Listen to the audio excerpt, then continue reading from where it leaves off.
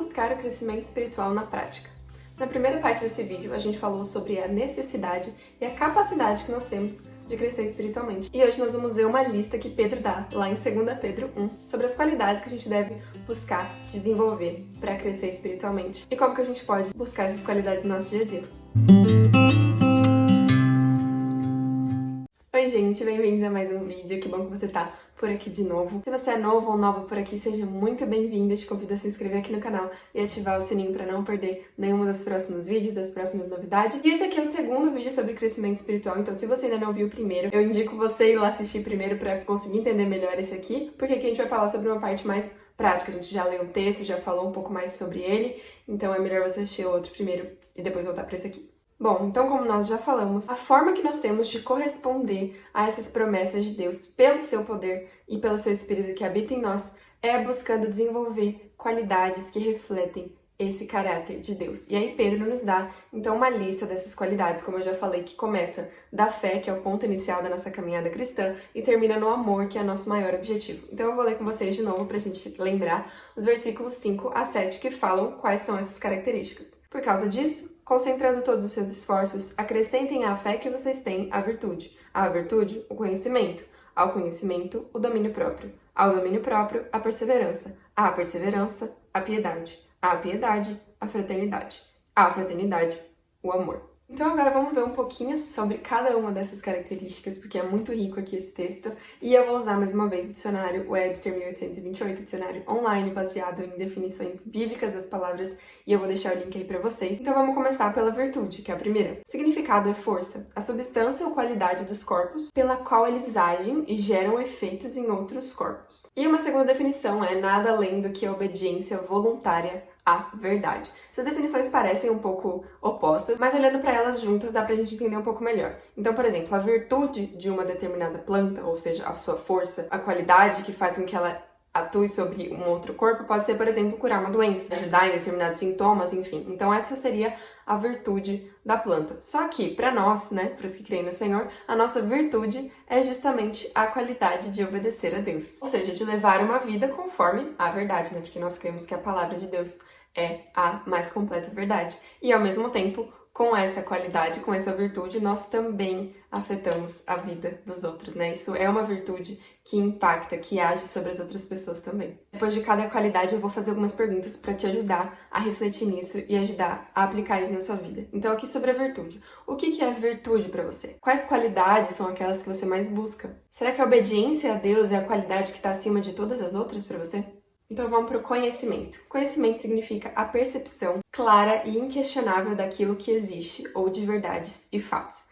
Isso é uma definição bem profunda, né, de conhecimento, porque hoje o que a gente faz? Normalmente a gente joga alguma coisa no Google ou no YouTube e a gente assiste um vídeo sobre isso, ou a gente lê uma matéria sobre isso e a gente fala, agora eu conheço determinado assunto, conheço determinada coisa, e a gente acha que conhece. Mas a verdade é que o verdadeiro conhecimento é quando a gente tem uma percepção clara e inquestionável. E é claro que isso está dentro das nossas limitações. Só Deus conhece todas as coisas plenamente, mas a gente tem que, na medida do possível, buscar o conhecimento de uma forma clara e inquestionável, não um conhecimento duvidoso, né? Não algo que a gente não tenha certeza. É claro que isso vale para todas as áreas, mas principalmente em relação ao conhecimento de Deus. Em Eclesiastes diz que muito estudo é enfado, é impossível você conhecer todas as coisas plenamente, mas no que se aplica à palavra de Deus, a gente tem que buscar com muita persistência. E o conhecimento bíblico tem que estar em primeiro lugar nas buscas de conhecimento que a gente faz. Provérbios 2, de 1 a 5, diz assim: Meu filho, se você aceitar as minhas palavras e guardar no seu coração os meus mandamentos, se você der ouvidos à sabedoria e se inclinar o seu coração ao entendimento,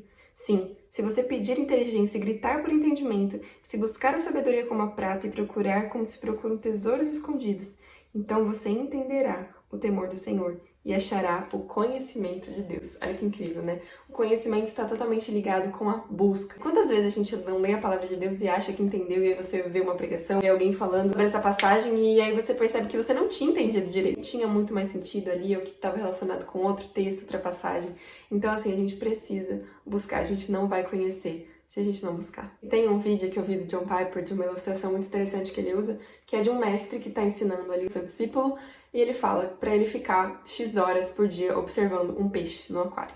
E aí, nos primeiros dias, é assim, enfadonho, né? Ele olha e beleza, é um peixe nadando, ele tem tal cor e tal, mas o mestre dele fala, não, você vai ficar observando e cada dia você vai descrever esse peixe pra mim. Então ele começa a perceber os movimentos que o peixe faz na água, começa a perceber as escamas e que tem uma cor diferente ali, que tem uma diferencinha ali numa barbatana e tudo mais. Então assim, a gente tem algo muito mais interessante do que um peixe pra observar e pra buscar todos os dias. A gente tem a palavra de Deus, o Deus vivo revelado pra nós. Então a cada busca, a cada vez que você lê, a cada vez que você buscar o conhecimento de Deus, vai ter algo novo, porque o Senhor é incompreensível na sua totalidade, né? Nós não conseguimos compreender o conhecimento de Deus de uma forma completa, né? Mas isso não é desanimador, pelo contrário, isso é muito animador. Quer dizer que não tem uma vez só que você vai ler a palavra de Deus, que não terá algo novo. Claro, se você buscar com o coração aberto em oração, né? Em espírito, buscando e aberto mesmo, atento para o que Ele tem a te dizer, sempre vai ter algo novo que você vai descobrir sobre o Senhor e você vai conhecer Ele cada vez mais. Quanto você pensa que já sabe sobre Deus? E como isso afeta a forma que você busca Ele hoje? Será que você acha que já tem todo o conhecimento? A gente sempre pode crescer no conhecimento de Deus. Então vamos para o domínio próprio. E o domínio próprio é a virtude, ou seja, a qualidade de controlar os seus desejos e paixões. Tem um versículo que eu gosto muito em Provérbios 25, 28, que diz: como uma cidade derrubada que não tem muralhas, assim é aquele que não tem domínio próprio. Por quê? Porque uma cidade sem muralhas, ela tem que ser sempre vigiada, né? Ela não se garante, ela não tem uma proteção ali contra ela. Quem não tem domínio próprio é exatamente assim. Tem que ser vigiados constantemente, porque não se garante, porque não tem controle sobre os seus próprios desejos e sobre as suas próprias paixões. A maior parte das coisas que acontecem fora de nós a gente não pode controlar. Mas como que a gente vai tentar controlar alguma coisa que está fora de nós se a gente não tem nem o controle sobre nós mesmos? Como a gente vai resolver um problema envolvendo outras pessoas se a gente não tem nem o controle sobre os nossos sentimentos, nossos pensamentos e principalmente as nossas ações? E outra coisa, como que a gente vai instruir e ajudar os outros a vencer os seus próprios pecados se nós não conseguimos dominar os nossos? Muito comum a gente querer ter o controle da situação, né? Isso até é algo que eu enfrento bastante se você me perguntar. Querer ter o controle, me frustrar quando as coisas saem do meu controle. Mas na real que as coisas nunca estão no nosso controle. O que a gente pode fazer é ter domínio próprio. Então se você tá buscando aí ter o controle da situação, da sua vida, de tudo que acontece, busca primeiro o domínio próprio. Porque esse é o melhor controle que você pode exercer, que é por você mesmo. Tem um pastor da nossa igreja no Brasil que ele fala uma coisa que sempre me marcou, que é: você é quem você é quando ninguém está olhando. Então não é que assim, quando você tá sozinho, você é outra pessoa. Ah, mas o que eu faço quando eu tô sozinho? Ai, não sou eu que tô fazendo, é minha fraqueza. Não, na verdade esse é você. Porque quando ninguém tá olhando é quem você é realmente. Quando você está na frente das pessoas, você pode até tentar se controlar, mas o domínio próprio tá justamente na gente se controlar, independente se tem alguém nos controlando ou não. Então eu te pergunto, você depende de outros fiscalizando a sua vida para agir de uma forma que agrade a Deus? Você consegue agir de uma forma que glorifique a Deus, seja sozinho, seja na frente de outras pessoas? Isso é ter domínio próprio. Agora vamos para perseverança, e eu amo a definição aqui que ele dá. Primeiro, persistência em algo que foi iniciado. E segundo, na teologia, permanecer de um estado de graça para um estado de glória. Quando a gente se mantém firme naquele processo de desenvolver a salvação, né, de Filipenses 2, que eu falei no primeiro vídeo, a gente permanece no estado de graça que nós estamos agora, nós vivemos pela graça de Deus, para o estado de glória, para a glória futura. A gente perseverar é justamente esse meio tempo entre a nossa salvação e a volta do Senhor, em que a gente precisa perseverar, continuar firmes. Então perseverar não é você continuar indo na igreja todo domingo, simplesmente, claro que é muito importante, mas não é simplesmente, é você continuar crescendo naquilo que Deus começou na sua vida, até que Ele termine no dia em que Jesus voltar. É isso, é você continuar crescendo, persistindo, não desistindo. Por quê? Porque o Senhor começou e Ele vai terminar. O que vai realmente transformar a nossa vida, né, mudar o jeito que a gente vive, é a nossa persistência, é o fazer diariamente. Não é ler a Bíblia uma vez na semana que vai te ajudar a conhecer a Deus. Você precisa ler todos os dias, você precisa orar todos os dias. E é claro que nós somos falhos, é claro que é o Espírito de Deus que age em nós. Mas você pensa assim, um grande atleta, ele não vai se tornar o melhor atleta só porque ele tem um bom treinador. Ele precisa obedecer a esse treinador e fazer conforme o que ele está dizendo. É claro que isso é uma ilustração muito menor do que acontece quando Deus habita em nós, mas tem a nossa parte, tem a nossa resposta, a nossa responsabilidade de buscar, de responder a tudo aquilo que o Senhor coloca no nosso coração. Quando Davi fala, correu ao meu coração, buscai a minha presença, buscarei, pois, Senhor, a sua presença. Quer dizer, Deus coloca no coração, me busque. Davi fala, eu vou buscar. Então essa é a perseverança, é a gente responder a isso que Deus está colocando no nosso coração. Não espere que Ele pegue a sua mão e abra a Bíblia e vire a sua cabeça para você ler. Responda aos estímulos do Senhor no seu coração. E é claro que eu não tô falando de conversão, mais uma vez, né? Quando Deus quer, Ele pega. Não há quem resista ao seu poder, né? Mas o crescimento, a gente tem essa parte, sim, da gente responder. Em 2 Coríntios 4:8, Paulo vai dizer, né? Nós somos derrubados, porém não destruídos, né? Porque a caminhada é algo que exige perseverança. Nós podemos tropeçar, nós podemos cair, porque realmente nós não somos perfeitos, jamais seremos, né? Só na glória. Mas eu não consigo ler a Bíblia todo dia, tudo bem? Não conseguiu ontem, leia hoje. Não conseguiu orar ontem,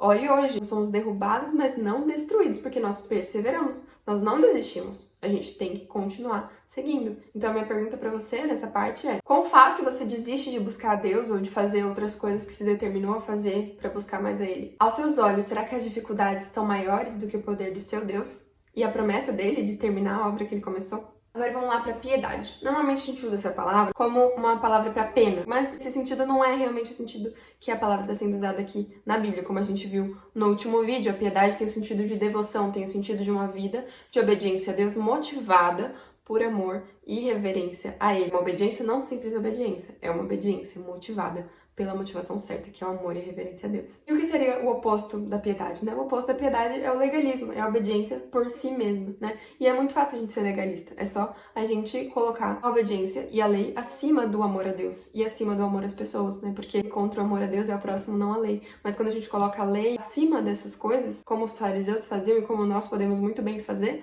nós estamos sendo legalistas. Enquanto o amor e a piedade libertam para amar a Deus e para obedecer a Deus, o legalismo é uma escravidão a lei, sem amor a Deus e sem amor às pessoas. Então o que Deus quer de nós não é uma obediência legalista. Ele quer, como disse Davi no Salmo 48, agrada-me fazer a tua vontade, ó Deus meu, a tua lei está dentro do meu coração. Então é uma obediência que é agradável, né? A gente se agrada em obedecer ao Senhor. Isso é piedade. Então o que motiva a sua obediência? O que te motiva a querer crescer espiritualmente? É para parecer mais espiritual? Provar alguma coisa para si mesmo ou para alguém? Ou é simplesmente porque você ama e tem reverência ao nome do Senhor? E por fim, a fraternidade. E a fraternidade é um laço de parentesco entre irmãos. E irmão é qualquer um que é intimamente ligado e associado. Pode ser por aliança, pode ser por meio de sangue, que é no caso das nossas relações familiares, ou no caso da nossa relação com os nossos irmãos na fé por causa do sangue de Jesus.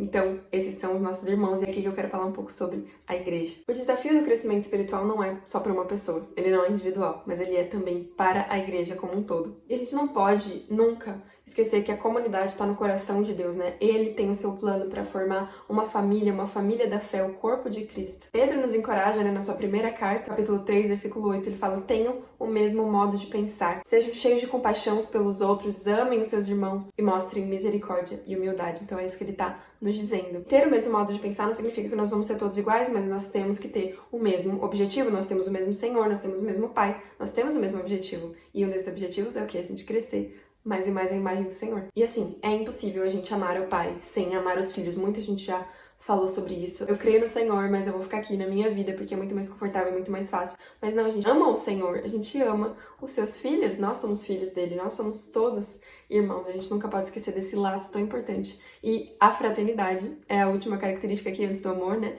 Que Pedro deu para a gente buscar o crescimento espiritual, ou seja, para você buscar crescer espiritualmente, você precisa crescer em amor pelos seus irmãos. Não adianta só você crescer em amor a Deus, você não vai conseguir, porque o amor de Deus transborda em amor pelas pessoas. E nesse processo de crescimento, a gente aprende não só a amar uns aos outros, mas a caminhar uns com os outros, né? Nas próprias dificuldades. Então Deus usa, sim, a sua palavra para nos instruir, mas Ele usa também a sua igreja. Ele usa conselhos, Ele usa as pregações, Ele usa conversas para nos instruir na sua palavra. E Ele usa todos que estão ali no corpo. Então, se você faz parte do corpo de Cristo, tanto você vai ser instruído pela comunidade, pelo seu pastor e tudo mais, mas você também vai ser usado por Deus para instruir outras pessoas. Não duvide de que aquilo que você leu na segunda-feira, na sua Bíblia, e você acha que não tem nada a ver com a sua vida, Deus pode pegar aquilo lá que você leu e usar para derramar graça na vida de outra pessoa. Tantas vezes, né, você lê e fala: nossa, hoje eu não aprendi nada de novo nesse texto aqui e tal, e naquela semana aparece alguém, e aquilo que você leu é combustível para que você abençoe aquela vida. O crescimento individual e na comunidade estão totalmente ligados. Deus vai te usar, e Deus vai usar pessoas para o seu crescimento. Então não duvide disso, não despreze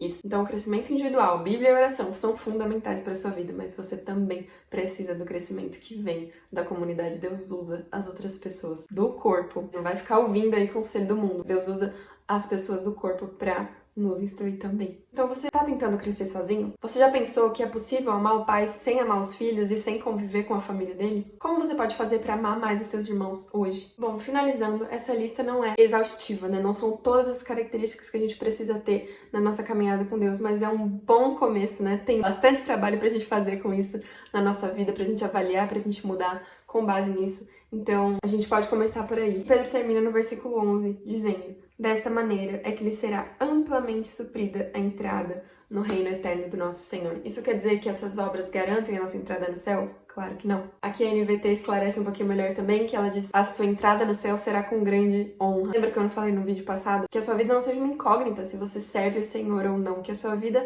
demonstre para que a gente entre no céu com grande honra, sabe? Mostrando para o Senhor, claro que assim, nós somos servos inúteis, né? E tudo que a gente faz não se compara ao abismo que tinha entre nós e Deus, mas ainda assim a gente pode entrar no céu com honra, dizendo: Senhor, eu vivi toda a minha vida para o Senhor, eu busquei o Senhor incessantemente, perseverante, sim, em minhas falhas, em meus pecados, mas perseverante, porque a gente só tem essa vida para lutar contra o pecado, se conformar ao caráter de Deus, depois vai ser só glória e não vai ter mais pecado. Então, como que a gente tá vivendo essa vida agora, né? Como a gente está buscando crescer para ser cada dia mais parecido com o Senhor. Então, que a nossa vida e as nossas obras não deixem dúvidas da fé que já opera em nós. Então é isso, gente. Eu espero que esses 2 vídeos tenham abençoado a sua vida, tenham esclarecido para você essa questão do crescimento espiritual, da necessidade, da nossa capacidade. E nesse vídeo de hoje, agora com um pouquinho de prática, com como a gente pode aplicar isso na nossa vida. Eu espero que isso abençoe a sua vida, que isso mude a sua forma de viver os seus dias. Manda para alguém que pode ser abençoado também. E me conta aqui nos comentários qual dessas qualidades você vai começar a buscar hoje. Você tem tido mais luta, mais dificuldade, mas que você vai tentar buscar hoje. Então por hoje é só. Fiquem com Deus e até mais.